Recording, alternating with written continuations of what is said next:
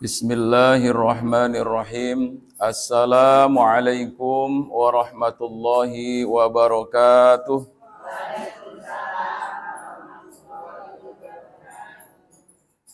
Alhamdulillah wa syukurillah ala nikmatillah.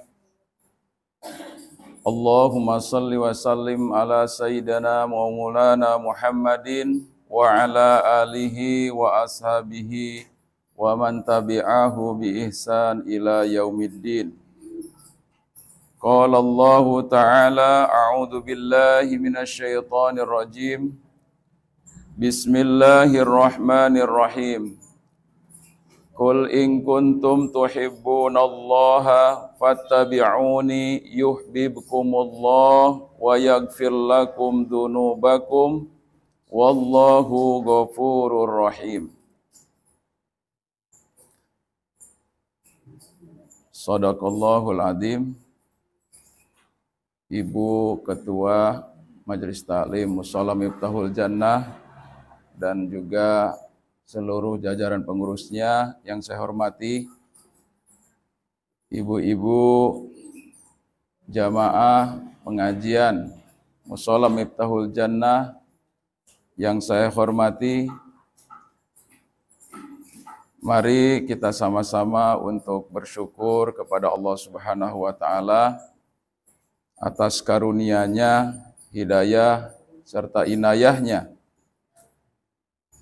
Kita dapat kembali berjumpa di tiap hari Sabtu sore dalam acara rutin kita, yaitu pengajian.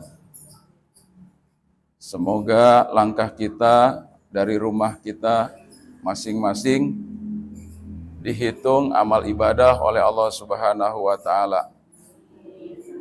Dan segala masalah hari ini, khususnya kesulitan-kesulitan hidup kita, akan dimudahkan oleh Allah Subhanahu wa Ta'ala. Segala hutang piutang kita juga akan dipenuhi oleh Allah Subhanahu wa Ta'ala. Dan juga mudah-mudahan anak, cucu, keturunan kita dijadikan oleh Allah Subhanahu wa Ta'ala sebagai keturunan yang soleh dan solehah. Amin. Tidak lupa para suami kita di rumah yang tidak dibawa ke sini, yang ditinggalkan, juga dalam keadaan sehat walafiat, juga mudah-mudahan dalam segala urusan-urusan menjadi seorang pemimpin di rumah tangganya juga dimudahkan oleh Allah Subhanahu wa Ta'ala. Ibu-ibu rahimakumullah, Rasulullah Muhammad sallallahu alaihi wasallam, beliau adalah sosok manusia pilihan yang beliau itu diutus oleh Allah Subhanahu wa Ta'ala di tengah-tengah kaum yang juga kaum tersebut, yang dulunya kaum tersebut itu adalah menyembah kepada Allah Subhanahu wa Ta'ala. Tetapi beriring waktu begitu lama daripada para pemberi peringatan, para nabi, para rasul, itu sudah lama, beratus-ratus tahun. Ya, mulai dari nabi yang paling terdekat dengan Nabi Muhammad adalah Nabi Isa alaihi salam, itu 571 tahun. Begitu lamanya. Tapi kalau kita bandingkan dengan kita sekarang ini, kan Nabi itu memang tidak ada lagi Nabi setelah Nabi Muhammad Sallallahu Alaihi Wasallam. Kalau kita mau menghitung jaraknya Nabi dengan kita sekarang ini, sudah berapa kali lipat? Kalau 571 kali 2 berapa, Bu?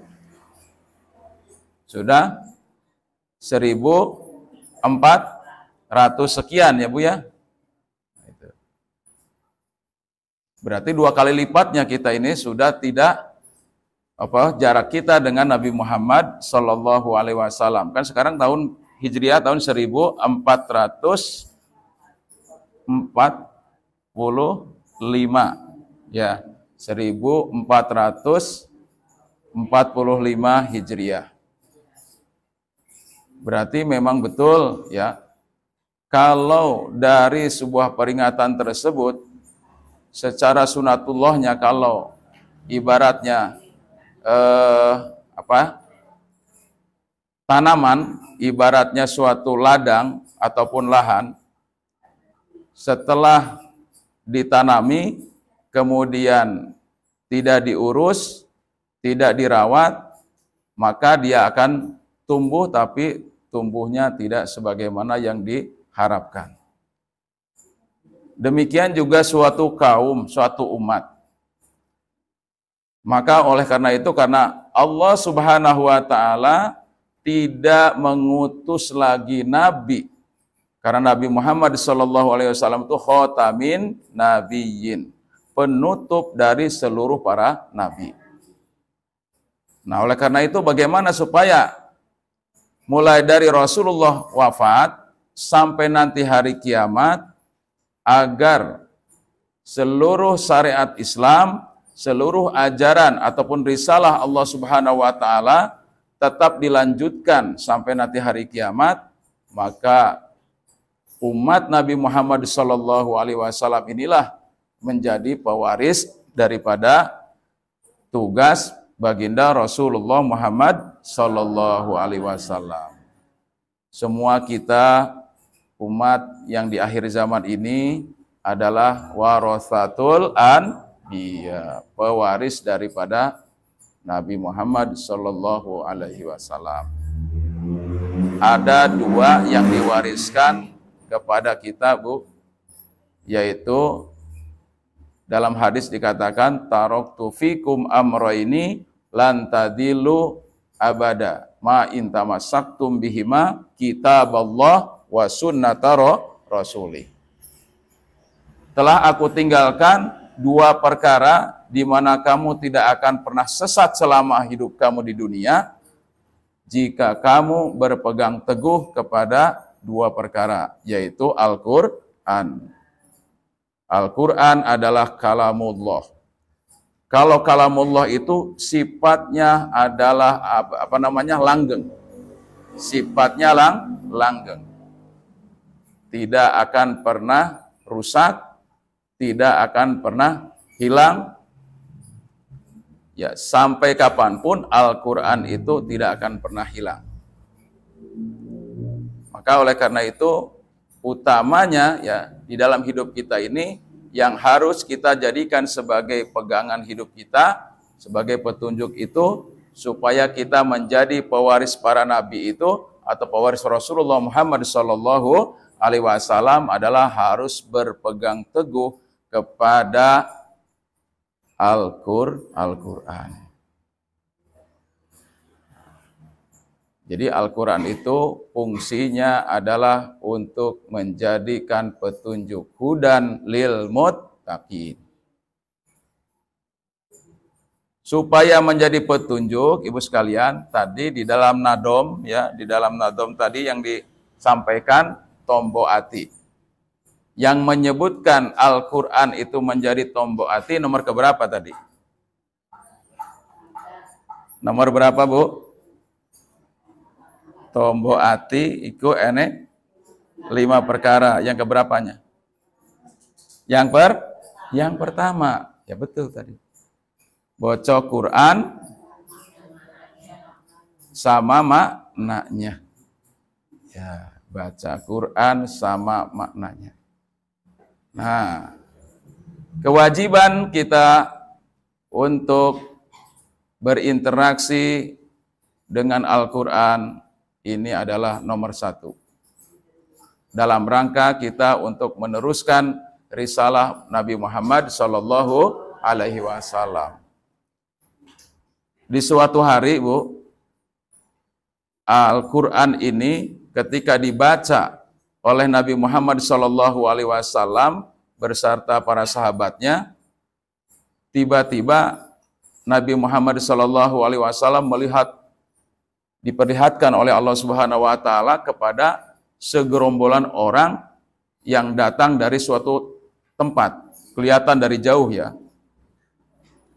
Karena mohon maaf ya, majelis beliau itu nggak seperti kita ini di musola atau di masjid ya. Dan masjidnya di zaman Rasulullah itu nggak ada dinding, Bu.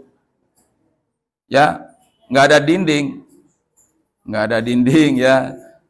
Cuman mungkin pojok-pojoknya aja dibatasin begitu. Kayak semacam apa? Tugu atau tanda. Lantainya pasir. Yo, luar biasa ya, Bu. Tapi majelis Rasulullah SAW melahirkan orang-orang yang luar biasa. Yang bisa menyebarkan Islam itu ke seluruh penjuru dunia. Itu. Jadi madrasah Rasulullah SAW tidak berlevelkan S1, S2, S3. Bukan sekarang nih S4 ada nggak? S3 ya, paling paling tinggi S3 atau profesor lah ya, sudah punya profesi dia khususan. Nah, majelis atau taklimnya Rasulullah SAW itu sangat luar biasa dengan tempat yang sederhana. Maka kita ini, Bu, bersyukur kepada Allah.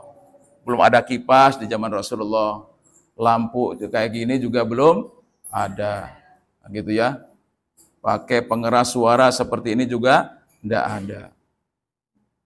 Tapi kenapa kok bisa seperti itu? Nah, karena apa? Yang pertama, Bu, karena adanya keimanan yang kuat.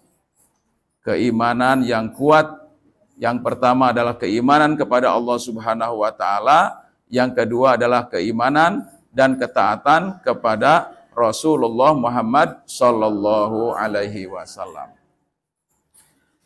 Kembali tadi cerita bahwa rombongan tersebut setelah Rasulullah sallallahu alaihi wasallam selesai membacakan ayat-ayat Al-Quran yang barusan diturunkan oleh Allah Subhanahu wa taala, maka beliau bercerita kepada sahabat-sahabatnya tadi.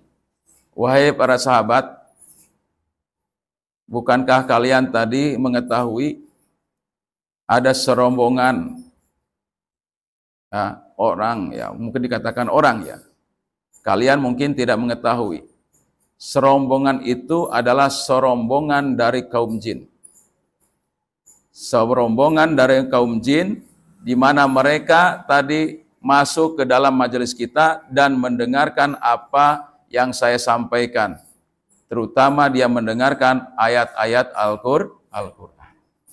Setelah dia mendengarkan dan juga mendengarkan penjelasan daripada apa yang saya sampaikan, maka mereka kembali kepada kaumnya masing-masing untuk menyampaikannya kepada kerabat-kerabatnya. Subhanallah. Bagaimana dengan kita, Bu? Kita ini syukur-syukur ya, kita mendapatkan ilmu dengan cara yang luar biasa. Enaknya di sini sudah ditempatkan dengan luar biasa, di tempat yang nyaman, tidak seperti saudara-saudara kita ya yang ada di Palestina itu. Mereka hari ini sampai hari ini mereka dalam kondisi yang tidak seperti kita, dalam keadaan sejahtera, aman. Bahkan yang terakhir, rumah sakit yang dibangun oleh bangsa Indonesia, oleh orang-orang Indonesia di sana, juga mereka musnahkan. Mereka hancurkan, termasuk juga bor-bor air itu yang juga sudah dilakukan, dibangun oleh orang-orang Indonesia, oleh Zionis Israel, mereka hancurkan. Nah, ini perlu kita tahu semuanya, dan sebenarnya ibu-ibu juga sudah tahu ya di berita-berita itu. Nah, cuman apakah kita termasuk golongan orang-orang yang memiliki rasa empati, rasa peduli apa tidak? Kalau kita merasa terenyuh, merasa sedih, merasa empati, kenapa seperti itu? Karena kita memang bersaudara. Bersaudara yang diikat dengan akidah ataupun tauhid yang sama, yaitu la ilaha illallah. Tiada Tuhan selain Allah. Itu satu ikatan ya ketika kita memiliki rasa empati dengan mereka. Oleh karena itu, di zaman hari ini ya, dengan di zaman Rasulullah Shallallahu Alaihi Wasallam tadi, bahwa bagaimana kita membangun jiwa kita itu, yang pertama adalah kuatkan keyakinan kepada Allah Subhanahu wa Ta'ala. Karena Allah akan memuliakan siapapun orangnya, tidak memandang dia dari bentuk rupanya yang ganteng, yang cantik, ya, tidak juga memandang dari kekayaannya, status sosialnya, tapi Allah Subhanahu wa Ta'ala akan melihat kepada iman dan amalnya. Inna akramakum indallahi atqakum. Allah akan memuliakan kepada kalian karena ketakwaannya. Jadi bagaimana kita sekarang berupaya terus berusaha supaya nilai takwa yang ada di dalam hati kita tadi kita periksa ya, supaya kita tidak menjadi orang yang marid ya, kulub marid ya, hati yang sakit. Jadi kalau kita ini karena terdiri dari jasad dan jiwa, maka kita harus bagaimana kita bisa juga mendeteksi ada apa di dalam fisik kita dan apa yang ada di dalam kolbu kita. Gitu. Tadi sudah disebutkan, ya, obatnya hati itu ada 5. Yang pertama tadi adalah membaca Al-Quran. Membaca Al-Quran dengan maknanya. Maka dalam hadis Rasulullah SAW juga disebut, man ta'allamal Qur'an wa 'allamahu. Khairukum man ta'allamal Qur'an wa 'allamahu. Sebaik-baik di antara kalian itu adalah orang yang senantiasa tadrusunal Qur'an, belajar Al-Quran, wa 'allamahu, dan juga mengamalkan atau mengajarkannya. Setelah kita tadi belajar, jangan untuk pintar diri sendiri, untuk soleh sendiri, tapi juga kita harus memperhatikan orang lain. Barang siapa di antara kita yang memberikan atau menunjukkan kebaikan kepada orang lain, maka kita akan mendapatkan pahala dari orang tersebut yang pernah kita tunjukkan tanpa mengurangi pahala orang tersebut. Oh, sungguh mulia itu, Bu. Makanya tadi Al-Quran itu yang dicontohkan oleh baginda Rasulullah. Mengapa Al-Quran begitu pesat? Al-Quran begitu pesat tersebarnya ke seluruh dunia. Karena Al-Quran disebarkan secara mutawatir. Mohon maaf ya, kalau sekarang ini seperti multi level, gitu ya, multi level. Jadi ajaran Islam ini itu sebenarnya seperti multi level. Apa kita yang mengikuti multi level? Apa multi level ngikutin Al-Quran? Kira-kira, Bu? Ya, coba saya tanya. Kalau Al-Quran itu disampaikan kepada umat manusia secara mutawatir, itu sama seperti multi level. Seperti ibu-ibu ini ada berapa nih jumlahnya yang hadir pada kesempatan ini? Satu ayat tadi yang saya bacakan, yaitu Quran Surat Ali Imran ayat 31. A'udzu billahi minasyaitonir rajim. Qul in kuntum tuhibbunallaha fattabi'uni yuhibbukumullah wa yaghfir lakum dzunubakum wallahu ghafurur rahim.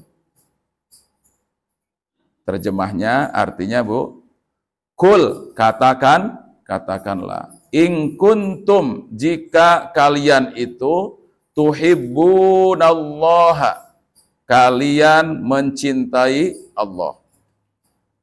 Fattabi'uni, maka ikuti aku.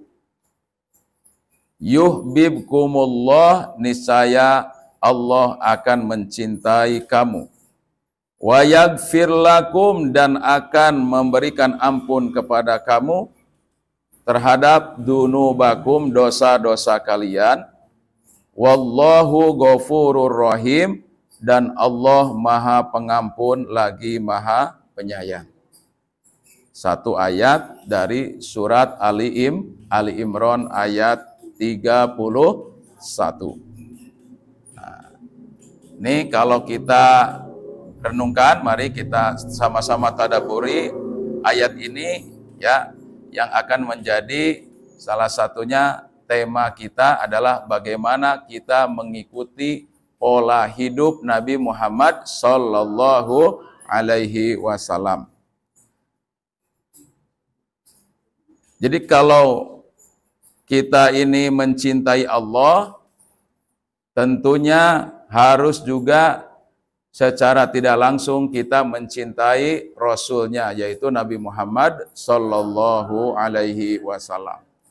Jarang sekali, karena ayat-ayat ya yang selalu satu paket itu, misalnya ayat tentang ketaatan. Ya ayyuhalladzina amanu atiullaha wa atiur rasul. Itu. Wahai orang-orang yang beriman, taatlah kalian kepada Allah dan Rasul. Yang dimaksud Rasul di sini adalah baginda Rasulullah Muhammad sallallahu alaihi wasallam. Nah, dalam ketaatan itu kenapa kita taat? Karena kita ada rasa cinta. Ya Bu ya, zaman kita kalau kita bilang-bilang kata-kata cinta Bu, seperti apa Bu? Ya, cinta perlu pembuktian. Cinta perlu pembuktian. Kalau hanya sekedar ucapan cinta-cinta, ya itu kalau tidak ada bukti, maka cintanya cinta palsu.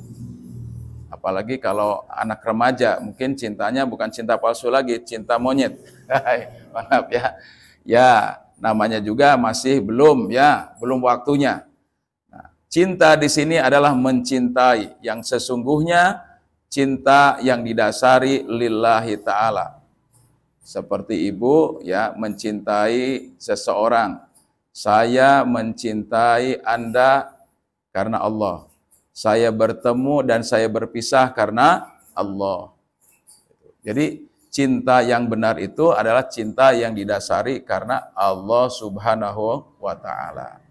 Nah, ketika kita tadi cintanya kepada Allah Bu, fattabi'uni, maka ikutilah aku. Ikutilah aku ini hitobnya Bu ya. Maksudnya adalah kepada siapa objeknya itu untuk mengikuti aku. Bisa jadi tadi adalah yang pertama adalah kepada Allah, karena memang Rasul juga melakukan amal solehnya itu karena berdasarkan perintah Allah. Misalnya aqimus sholah wa atuz zakah. Dirikanlah sholat dan tunaikan zakat. Jadi ini kalimat ini adalah sama-sama. Yang pertama, Rasul juga taatnya kepada Allah karena itu. Karena Rasul itu tugasnya adalah basyiron wa nadhiro, memberikan kabar berita, ya, kabar gembira dan juga sekaligus peringatan. Ini tugasnya Rasul.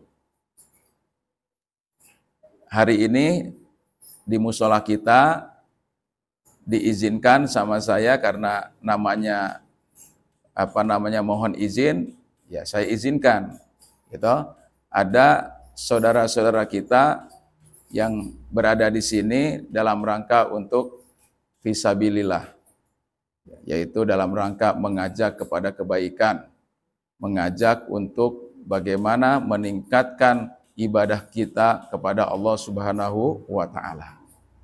Jadi selama 3 hari di sini, ya saya berikan kesempatan untuk sama-sama untuk saling watawasau bil haq watawasau bis shaubr. Jadi itu yang harus kita pahamkan ya di dalam diri kita. Karena apa? Karena semua kita itu adalah merupakan warasatul anbiya tadi. Ada yang dakwahnya melalui YouTube kan gitu sekarang ini kan sesuai dengan zamannya. Ya, dakwah bil kalamnya, dakwah bil halnya itu semua pakai YouTube, termasuk saya. Nah, gitu ya. Ini saya ini ya kalau misalnya zaman ini tidak digunakan kecanggihan teknologinya, ya bukan berarti kita tidak mengikuti pola Nabi Muhammad SAW. Karena apa? Antara pola hidup Nabi Muhammad SAW dengan kebiasaan pribadi Nabi Muhammad SAW itu harus dibedakan. Contoh, kalau pola hidup Nabi Muhammad SAW, beliau itu sebagai seorang nabi, sebagai seorang rasul, di dalam memenuhi kebutuhan rumah tangganya, itu dengan cara berdagang, dengan cara tijaroh. Walaupun beliau sudah menjadi nabi, tapi beliau tetap untuk supaya dapurnya ngebul, nah gitu ya Bu, supaya dapurnya ngebul, pawonnya ngebul, beliau juga bertijaroh, yaitu berdagang. Nah gitu. Walaupun beliau sudah jadi nabi dan menjadi pemimpin kaum, ya pemimpin manusia, yaitu di kota Madinah pada waktu itu. Kalau yang seperti itu, bagaimana beliau mencontohkan?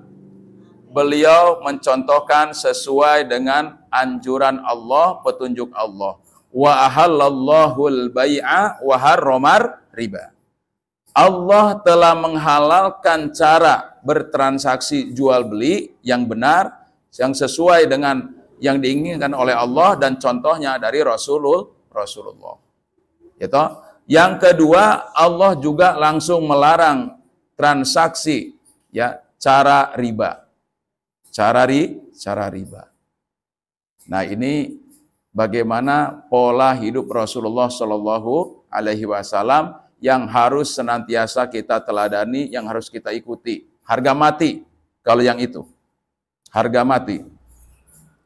Tapi kalau misalnya pola hidup Nabi Muhammad SAW yang kaitannya dengan kepribadian beliau, kebiasaan beliau, ya misalnya beliau itu dari sisi makan ya, makan beliau itu kan kalau di Arab sana itu adanya apa? Adanya gandum sama kurma misalnya, sama kurma. Ya karena kondisinya di sana seperti itu, kita nggak perlu harus mengikuti cara makan Rasulullah. Ya kalau di Indonesia makanan pokoknya beras kan Bu ya, ada yang jagung, ada yang sagu kan gitu. Ada yang sagu. Nah, caranya seperti itu bukan kita ini berarti menyalahi bagaimana kebiasaan yang baik di Rasulullah SAW. Tapi adalah kita harus mengikuti bagaimana cara mendapatkan beras itu. Ya Bu ya, bagaimana cara kita mendapatkan uang itu. Nah, gitu Bu. Cara kita mendapatkannya itu yang harus mengikuti Rasulullah Muhammad Sallallahu alaihi wasallam. Bukan cara kebiasaan beliau dalam hal kepribadiannya. Kalau kita mengikuti sunnah-sunnah beliau, ya contohnya ya beliau misalnya dalam ibadah. Ibadah itu beliau melaksanakan ibadah sholat 5 waktunya secara berjamaah di masjid. Nah ini harga mati. Ini pola hidup baginda Rasulullah Muhammad Sallallahu alaihi wasallam. Itu dalam ibadah mahdoh. Kemudian dalam ibadah sosial, beliau itu selalu mencontohkan. Setiap beliau selesai melaksanakan tijaroh ataupun transaksi jual beli, maka dalam rangka untuk mensucikan hartanya itu beliau langsung bersedekah minimal 2,5%. Ada istilahnya 2,5%. Ya, kalau misalnya kalau orangnya yang mendapatkan gaji sebulan sekali ya dipotong di situ. Sekarang itu kan ada yang sudah pakai sistem Bu ya, sudah pakai sistem sodakoh ya Bu ya. Ada yang sudah kerjasama antara lembaga JIS, zakat, infak, sodakoh, ya itu melalui itu lembaga pemerintahan.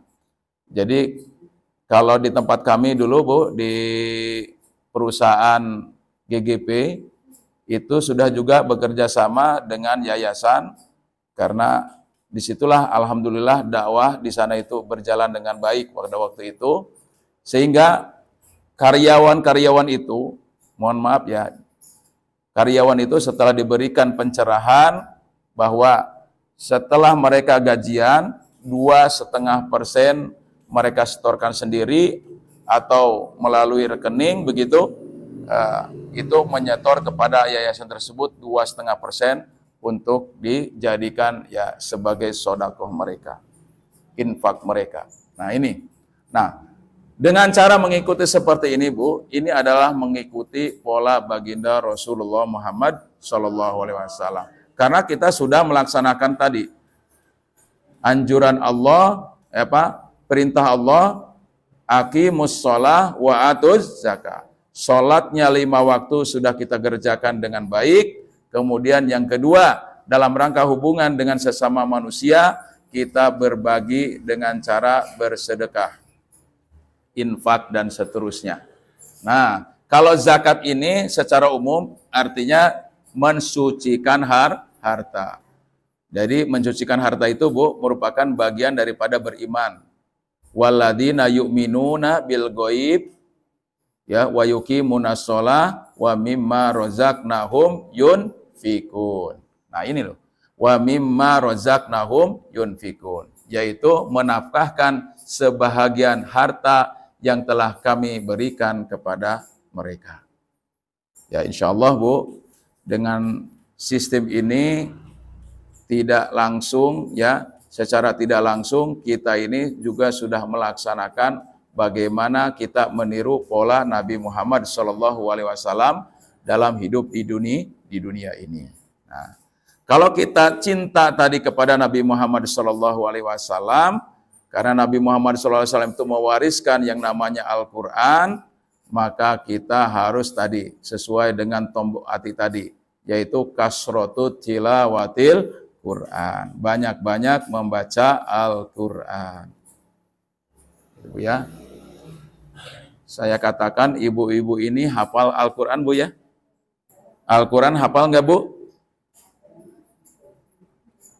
Ya. Bu Umi hafal Al-Quran? Hafal. Kalau surat Al-Ikhlas itu Al-Quran bukan? Al-Quran. Surat Al-Falaq Al-Quran bukan? Bagian daripada Al-Quran. Trikul, kul a'udzu birabbil, kul huwallah, kul hu, ya kul a'udzu birabbil falaq, kul a'udzu birabbin nas, itu juga Al-Quran. Maka saya tidak salah kalau ibu-ibu dan saya hafal Al-Quran. Tapi pertanyaannya tidak 30 juz. Bisa jadi juz 30, bisa jadi beberapa surat, bisa jadi beberapa ayat. Nah, begitu. Dan semuanya itu Al-Quran. Pertanyaannya sekarang ini adalah kalau kita mau dimuliakan oleh Allah Subhanahu wa taala untuk menjadi orang yang bertakwa, adalah kita ingat tadi hadis baginda Rasulullah Muhammad SAW, balighu anni walau ayatan.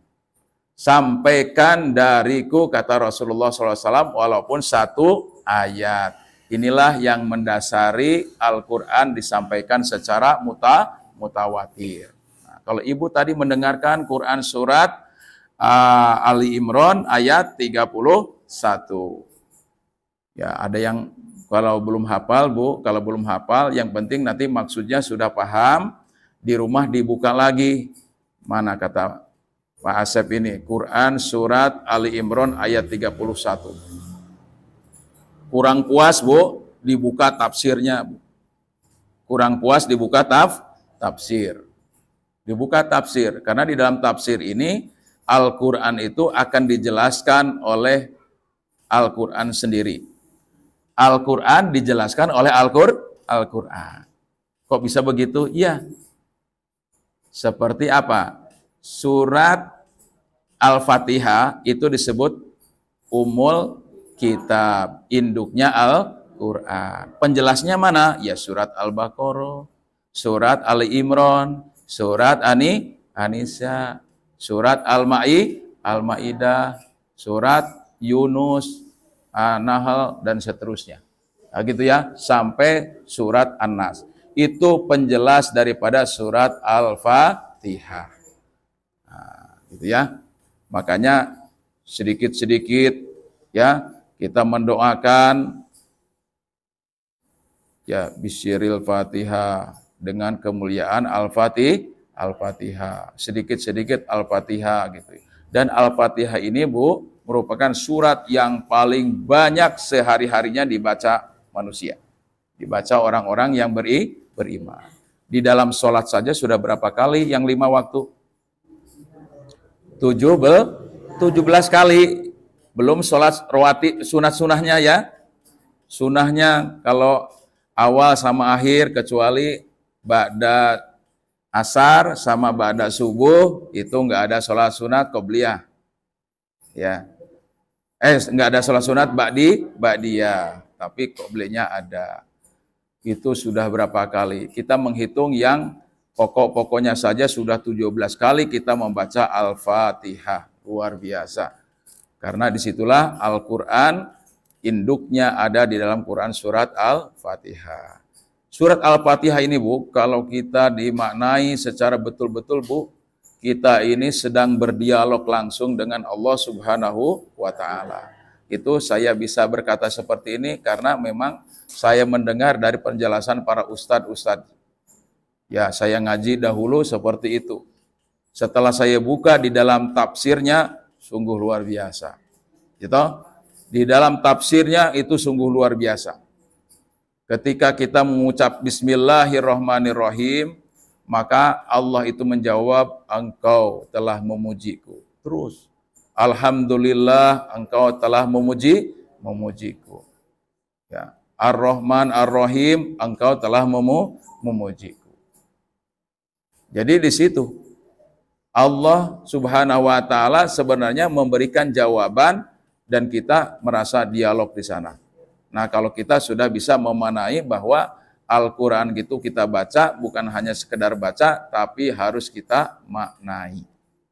Nah, itulah baru nanti akan menjadi tombok hati. Tombok itu obat ya Bu ya? Ya, bukan tombok Bu, bukan. Tombok hati ya. Obat hati iku ene 5 perkara. Ada 5 perkara.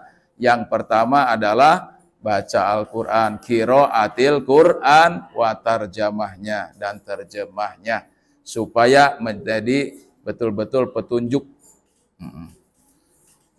Ya, kalau ini Ibu sudah dipotokopi, ya toh, kemudian sudah ditaruh di sini, nggak pernah dibaca-baca. Kira-kira tahu nggak isi ini? Nggak tahu. Tapi kalau kita baca, alhamdulillah di sini nih ada artinya segala macam ya di sini luar biasa, ada bahasa Indonesianya dan yang bisa dipahami. Nah, ini baru bisa bermanfaat. Karena sholawat itu adalah juga merupakan tanda cinta kita kepada Rasulullah Muhammad Sallallahu Alaihi Wasallam. Ibu setiap hari bersolawat kepada Nabi Muhammad berapa kali? Lebih dari 10 Bu ya? Lebih dari 10.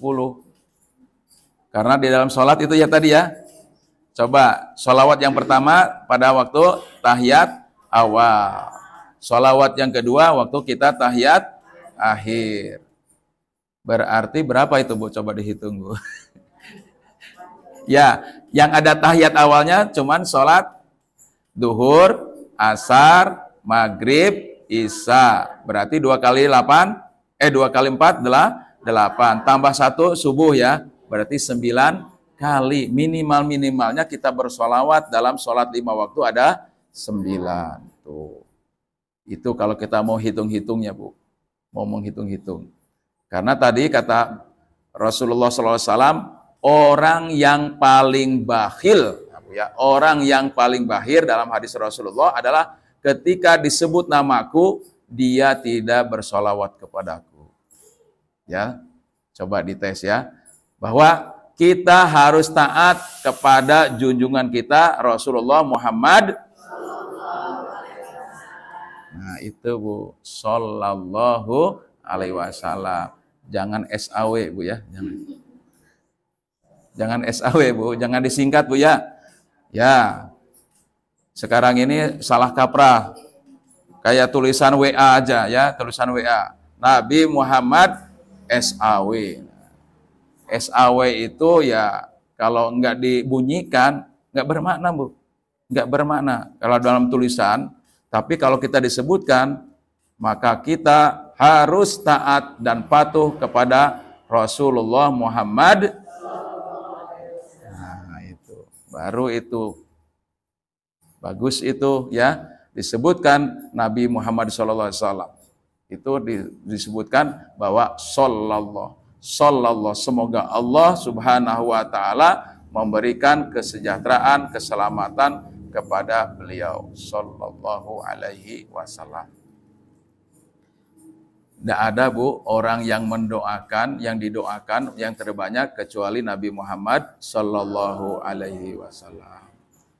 Jadi kata guru ngaji saya itu, kalau kita banyak bersolawat, ibaratnya itu Nabi Muhammad itu tempat yang wadah yang paling tinggi Bu, dari puncak, gitu ya.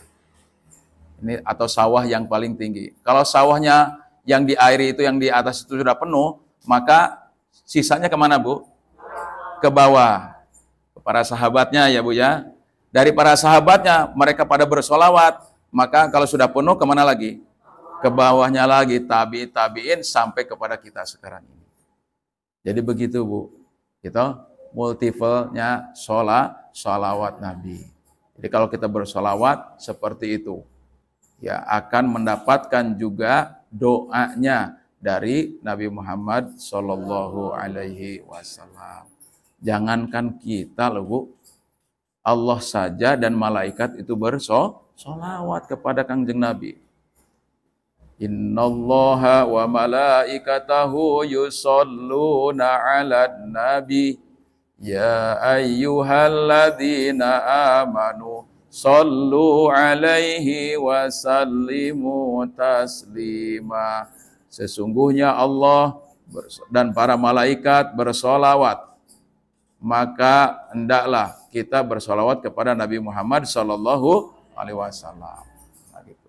Nggak ada ruginya Bu, bersolawat itu nggak ada ruginya, karena barang siapa kita mendoakan orang lain, kata baginda Rasulullah SAW, para malaikat itu mengaminkannya. Jadi sekali lagi hati-hati kalau kita menjaga lisan kita Bu. Kalau lisan kita itu berkata yang tidak bagus, yang tidak bermanfaat, lebih baik diam. Barang siapa yang beriman kepada Allah dan Rasulnya, berkatalah yang baik, kalau tidak lebih baik diam. Ya, man kana yu'minu billah wal yaumil akhir falyakul khairon au liyasmut. Begitu. Nah itu untuk dalam rangka kita ibadah lisan kita. Nah zikir ya, tadi zikir, bersolawat, ini adalah merupakan pola hidup baginda Rasulullah Muhammad Sallallahu Alaihi Wasallam. Karena beliau itu dalam berdiri, dalam keadaan duduk, dalam keadaan berbaring, itu tidak pernah lepas dari mengingat Allah Subhanahu wa taala. Bahkan tidur beliau itu tidak berani bangsanya jin, setan itu menggoda Rasulullah Muhammad Shallallahu alaihi wasallam. Maka tidak pernah Nabi Muhammad itu mendapatkan mimpi-mimpi ya, kecuali itu adalah mimpinya dari Allah Subhanahu wa taala. Ru'yatus shadiqah. Ya, para nabi, para rasul itu semuanya tidak tergoda oleh iblis. Kita contoh Bu, Nabi Ibrahim ketika diperintahkan dalam mimpi itu untuk menyembelih anaknya Nabi Ismail yang tercinta, anak satu-satunya, ya bukan satu-satunya di waktu itu, anak yang betul-betul pada waktu yang pertama kali diharapkan kelahirannya, Nabi Ismail. Ketika ditagih nadarnya oleh Allah Subhanahu wa taala bahwa Nabi Ibrahim itu pernah bernadar, nanti kalau saya diperintahkan oleh Allah untuk menyembelih anakku ini, maka akan saya sembelih seperti kambing-kambing saya ini, kan gitu ya. Kurban, maksudnya untuk kurban seperti itu. Nah, ini saking apanya? Saking cintanya kepada Allah Subhanahu wa taala atas perintahnya. Ya, sudah lama namanya pada waktu itu ya, namanya orang kepingin kalau punya anak gitu ya. Nah, suatu saat setelah dia remaja baru diingatkan oleh Allah Subhanahu wa taala. Dalam mimpi pertamanya dia ragu-ragu.